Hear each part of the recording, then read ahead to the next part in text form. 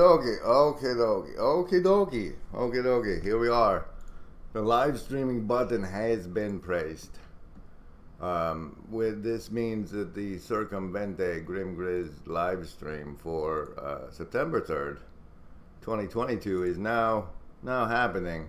Oh wait, that one's not there, but we're not there yet either. So, oh, hey everybody, welcome. Oh, gotta set this to. How is everyone? Are you having a wonderful Friday, Saturday?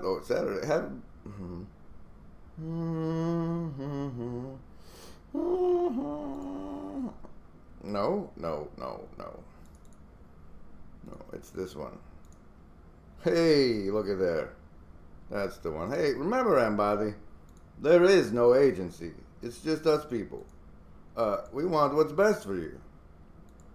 This Circumvente, because I'm supposed to be making the Vente newsletter for the Shadow Cabal of production executives. Is the oh, look at that. No,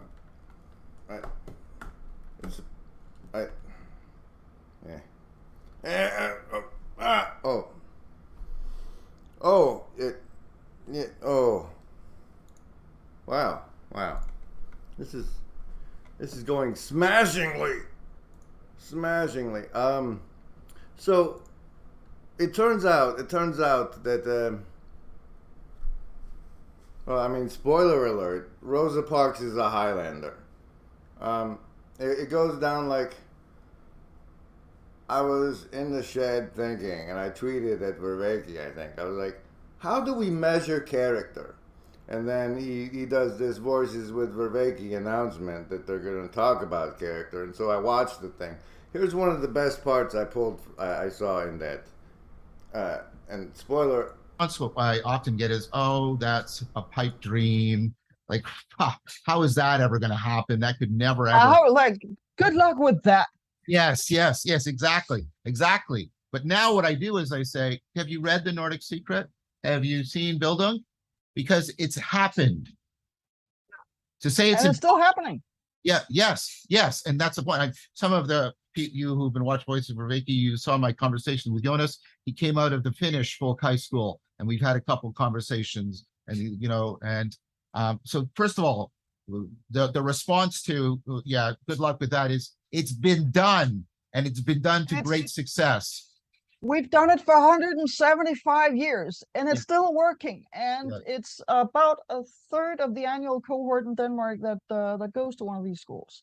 Yes. And so what we did was, first there was a pastor who read all the Germans and thought, maybe we should have something of this Bildung stuff for the rural population, because I was 6 years old when the French Revolution happened, and we don't want such a thing. So how do we make sure that the young farmhands, and he wasn't thinking so much of the workers or the girls, but definitely the young farmhands, how do we make them good citizens? And the first school that was started at Folk High School or Folk College was in 1844, and there was a lot of bourgeoisie, big rich farmers and so forth who sponsored it. It was a very fancy building for 1844, and it was a 2-year program. It was very expensive, and only the richest farmers' sons could afford to go there. And it was incredibly boring. So they probably did what they used to do with education, and the young men didn't care. And then there was a teacher, and his name was Christian Cold, and he used to teach children. And what he realized was that when he taught what he was supposed to teach, they did not listen either. But when he told them stories, they paid attention. Right. And so he realized that he had to start with storytelling, and he bought a farmhouse. He moved in with 15 or 20 young guys aged 18 to 25. And then he started by telling them stories or reading heroic novels. And then when they identified with these heroes and was like, oh, hey, I'm going to be a proud Danish man like these Viking guys that he's talking about, then he had their attention and he asked them questions, and then he let them ask him questions. And for 1851, that was radical. I mean, that was like, who would ever ask a young farmhand anything? But he. You young farmhands out there have any questions? Hey everybody, it's Grim Grizz. Magic and Jonathan are over in the Hive Mind chat. This is leading up to the secret reveal that Rosa Parks was a Highlander. Spoiler. There you go. That's what's going to happen. But first, a word from our sponsors. A word. No. You did it wrong. Son of a. Hey, turn this on. But first, a word from our sponsors.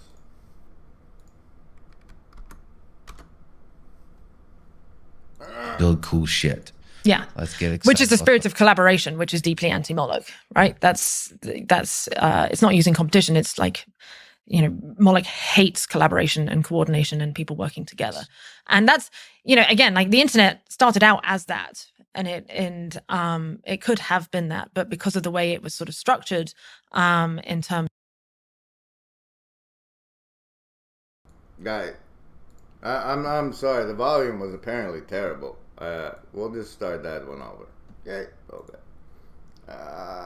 So you gotta click around and shit. Yeah. Let's get excited. Which is the spirit of collaboration, which is deeply anti-Moloch, right? That's it's not using competition. It's like, Moloch hates collaboration and coordination and people working together. And that's, again, like the internet started out as that, and it could have been that, but because of the way it was sort of structured, in terms of, very lofty ideal, they wanted everything to be open source and also free. But they needed to find a way to pay the bills anyway, because they were still building this on top of our old economics system. And so the way they did that was through third-party advertisement. But that meant that things were very decoupled. You've got this third-party interest, which means that you're then like, people are having to optimize for that. And that is, the actual consumer is actually the product, not the person you're making the thing for. You're in the end, you start making the thing for the advertiser. Okay, so Lex Friedman talked to this leprechaun lady, and that was a clip from it I liked. Now back to the story of how Rosa Parks was a Highlander. He did. And so they got into a Socratic dialogue, and then they got interested, and then they asked more questions, and then they were interested in the answers, and he started teaching them science and new agricultural techniques. It was really hands-on knowledge that he was presenting at the school, at the farmhouse. They also had to grow their own food. After 3 to 5 months, they had gone through a transformation and created that sense of courage to speak up.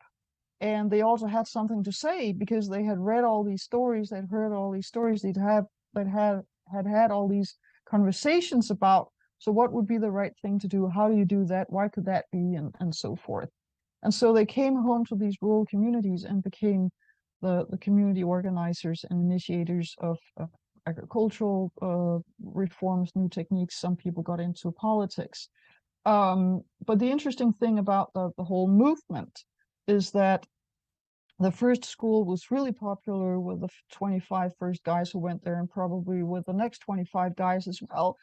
And then there was a couple of other schools started, but it wasn't really until 1864 when Bismarck took 1/3 of what is Denmark today, and the Danes were like, oops, national trauma, how are we going to keep Denmark Danish and keep the Danish spirit alive? And then it was like, oh, we're going to have some more of these folk high schools. And so there was this whole movement of folk high schools from 1865 and onwards. And that's when the first schools also began to appear in Norway and Sweden. And then it became a movement across Scandinavia. Finland was under Russia.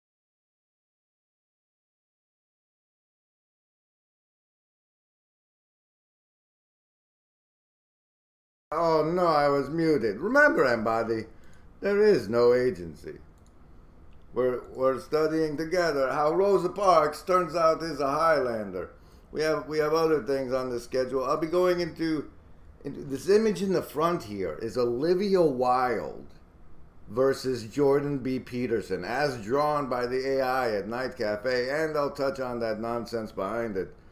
But for now, here's more of the story. Rule until 1918, I think.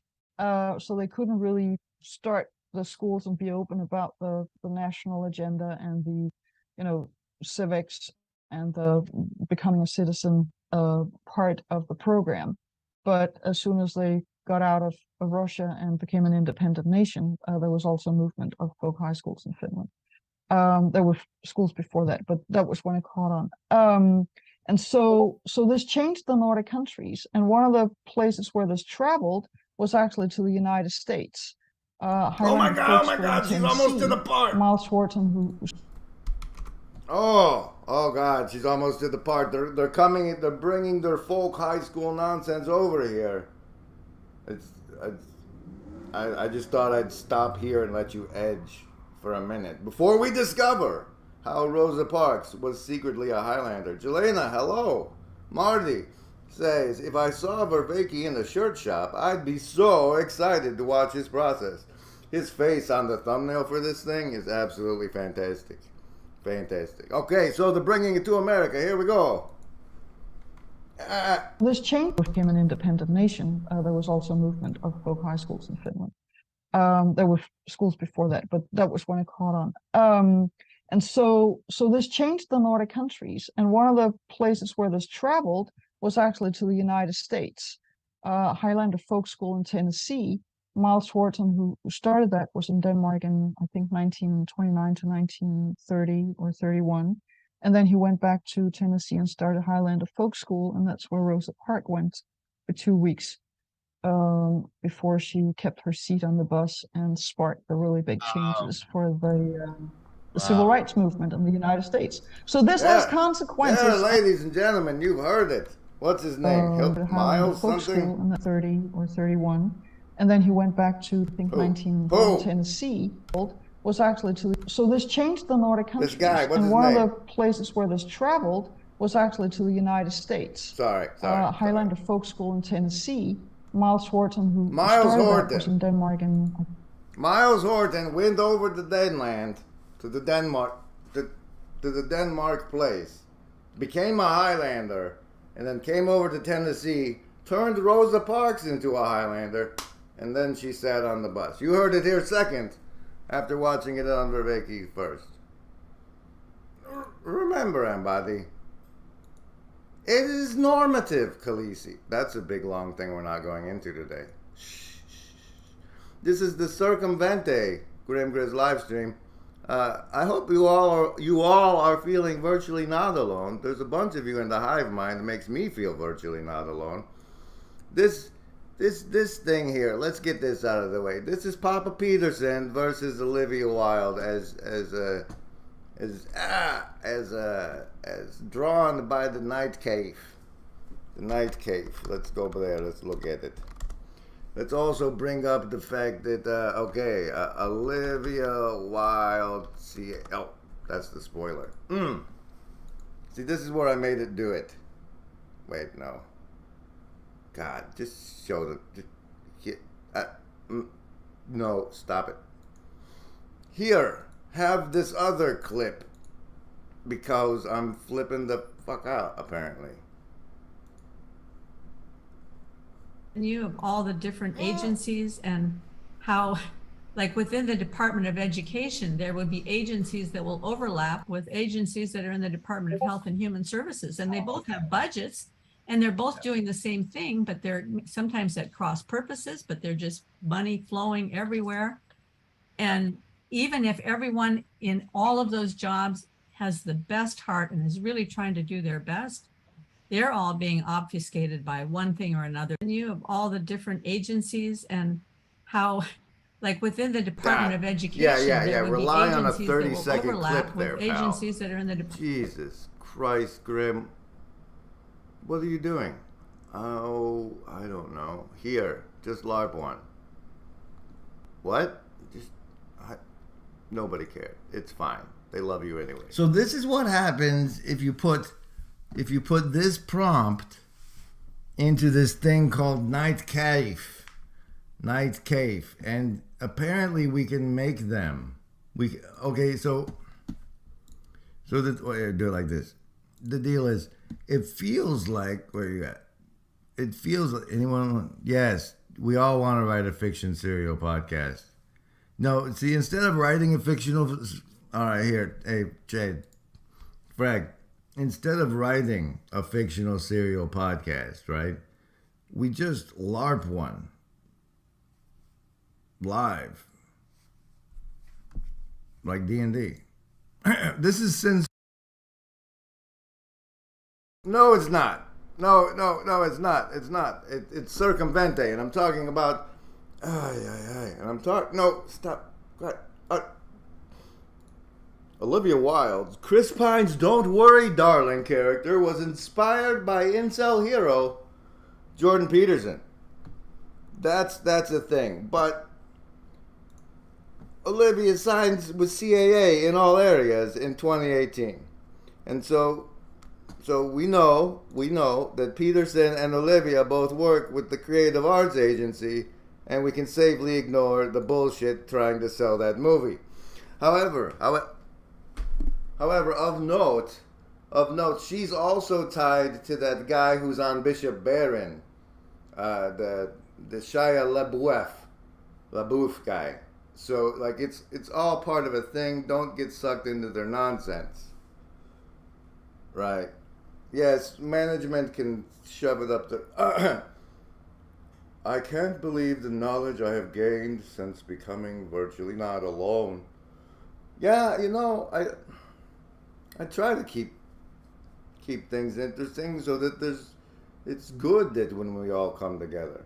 Like, I kind of feel if I can get everybody, if we can get stuck, if I'm consistent enough, right?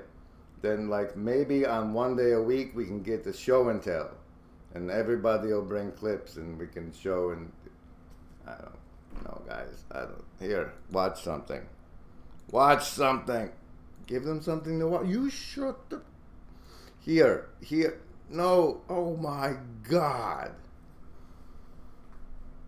Here. This one. This is important. It's only 14 seconds though, jackhole. Like, figure out how we can optimize virality for positive sum topics. I shall be the general of the love bot army. Distributed. That's I was a general first, Lex. You son of. Wow. Oh, I'm normally not nervous. It's weird. Let's see. Okay. Wait, the other thing. Wow. The other thing is this jackhole here. And I wanted to use this one as the chat question of the stream, right? So he does this big production here. We got is it here? No, that's that one here. Add image jackhole. That one? No, not that one. Sorry. It's not that one. It's this one. I got it marked as "oh for fuck's sake" on my desktop. This thing, they do this, right? The question for the comment section for this stream is, who is the target audience of this event? Because like everybody's gonna be like, oh, the Dems, oh, the Republic, whatever. I think it's because they're spending $40 billion on weapons in the Ukraine. And the other side of the Ukraine conflict is telling them that they're fighting against Nazis. And so they have this guy do a very Nazi thing so that these guys will rush into all the weapons they're spending the billions on. But what do you think? Let me know in the comment section. I could be wrong. I've been wrong once. What'd you do over here, dude? Now you turn that into that? Oh, for fuck's sake. Remember, Embody, that there's no fourth wall. It's just people. Like, they get better or worse at doing this thing, but we're all just people here. We're all alive at the same. Oh, wait. How are you, Magic? It's good to see. It is good to see you, Magic. It's always good to see Magic. The Don't Worry Darling drama has been funny. Yes. If you're in for the entertainment, but I don't know. I'm sort of protective over the incels because I figure if there's anybody we can wake up to save this society. Really, the planet's fine. The planet can take all this. Yeah. Oh, all right. So you see, we covered the thumbnails, and then the other thing. Okay, let's see. Here's the fun one. Dun, dun, dun. Wow, sorry about that. There's supposed to be a. There it is, and then. But then. Here. It's the. All right, you see back there where it says Deadlands. I talked about Tomorrowland already in the. Oh, now look what you've done. I talked about Tomorrowland in the writing room live stream, and if you're more than just here for entertainment and you want to play with us, do check out the writing room pitch live stream in my history of streams. Deadlands. The Deadlands part. Here we go. I got this. We're doing the Deadlands part now. You ready? Boom. There it is. What? But if you are. Come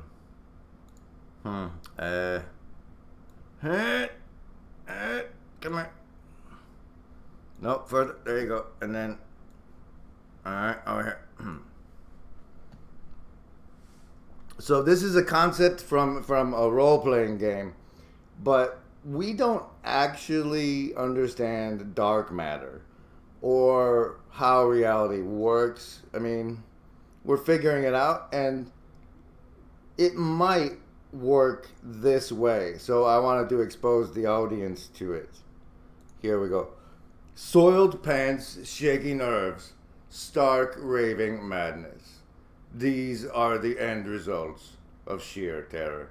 It is said the mysterious reckoners feast on the fears of mortals. Now that you've had some experience with their minions, it's time you learned how to ruin the reckoner's dinner. If you can. The Marshal, which is the GM in this game, should let you read this section immediately after your posse has defeated its first major abomination, which is one of the monsters here on the planet. Fear levels. Fear has a real effect on the world. Abominations can draw upon the ambient fear of an area for protection, and those who work against it might find themselves paralyzed with fear. On a scale of 0 to 6, the normal state of the world is fear level 0. In these areas, the worst thing most common folks have to be afraid of is something as simple as the local bully or maybe getting a bad rash. They might shy away from haunted places, but they rarely admit their fears to their neighbors. In areas with higher fear levels, folks begin to get more superstitious and wary about just about everything around them. Haunted locales are avoided, and people try not to wander out after dark if they can help it. In some drastic cases, people start to distrust their neighbors and even their friends and family. After all, when the world's going to hell, you can't be too careful. In these areas, the abominations begin to garner the attention of their faceless masters, the Reckoners. Manitous love to hang around these places. There are so many ways to get into trouble and so many different people to terrify in so many different ways. The DM has a chart in their section that tells what bonuses abominations get at each fear level. So you don't need to know the details, but in general, your character has to subtract the fear level from his guts checks, and abominations get harder and harder to kill the more scared everybody is. Alright, so that's technical, and it leans... No. Alright, yeah, now you have to fix this.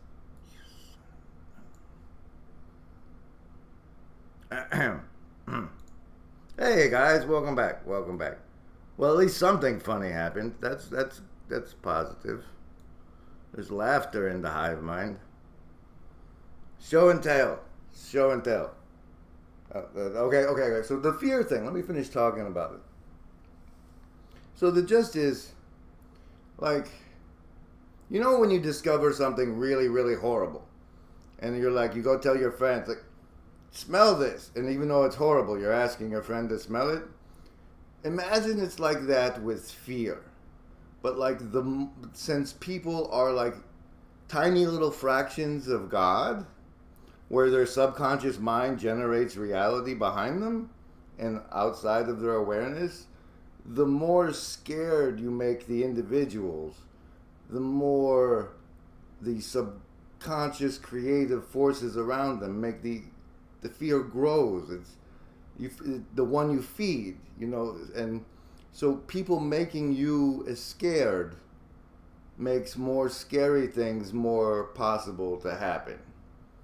And that's what I call the Deadlands effect. And I just wanted that to be something, I mean, because like when you find out something terrible and horrible, you want to go tell everybody. But if you're telling people that can't really do anything about it, you're just spreading fear and the sense that the place that we're all sharing is terrible, and feeding that into the subconscious of everyone. There may be it may not be a negligible effect, and I wanted people to think about that. Thank you and welcome. Remember, everybody, there is no agency. We want what's best for you. And oh yeah, can you fix it? Yes, okay. There, that's the original. There, that's what it looked like when we started. All right, there's the thumbnail. This is where I run clips. Let's run. Let's thank Jelena for coming. She does shows on Sundays, guys. Here in Stream 4, I watch most of it. She talks somewhere about LARPing. I think it's here.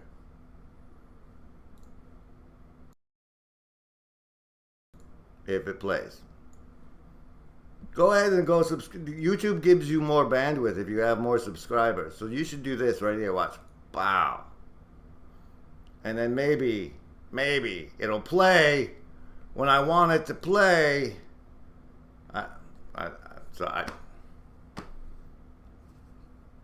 I guess it's my bandwidth for the stream has run out.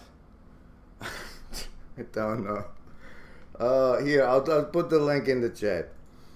Sorry, everybody. Especially sorry, Jelena.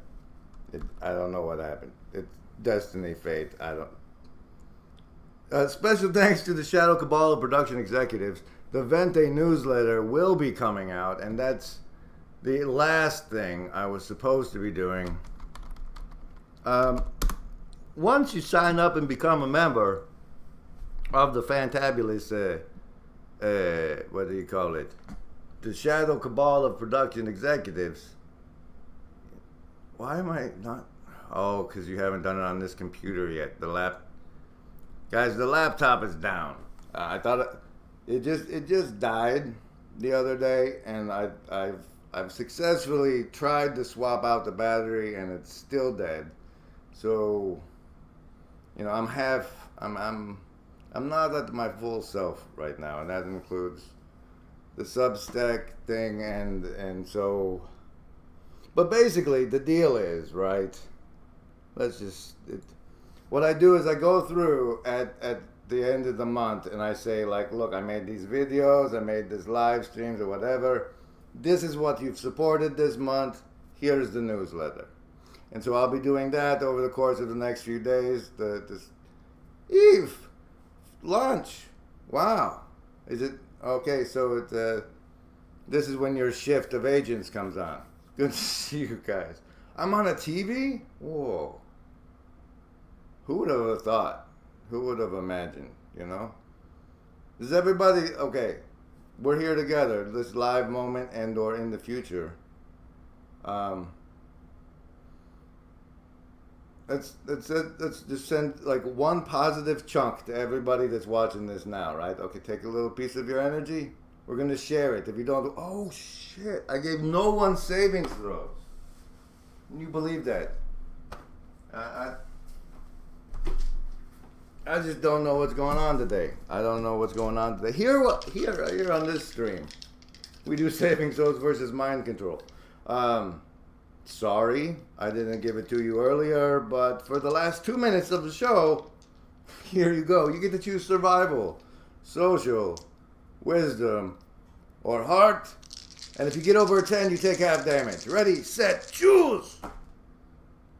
Survivalists, full damage with a 3. Socialists, half with 14. Sophists, 8. You could have got it through bonuses. Hard folks with a 10. Just squeaking in. Like you hard folks do.